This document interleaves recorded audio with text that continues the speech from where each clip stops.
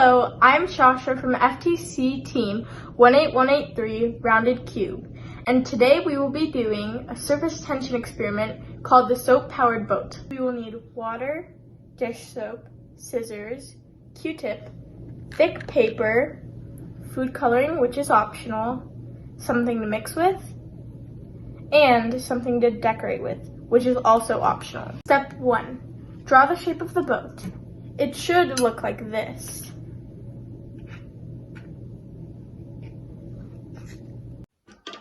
Step 2.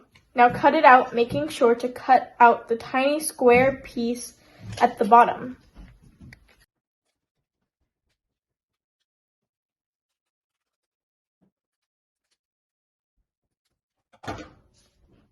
This will be important for later.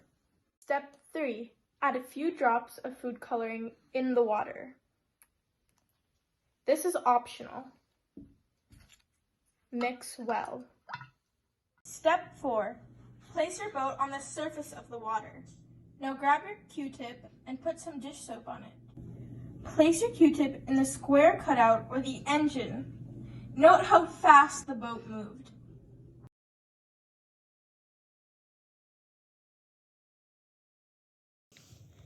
When your boat is sitting on the top of the water at the beginning of the experiment, the surface tension of the water holding it is the same on all sides, so your boat does not move.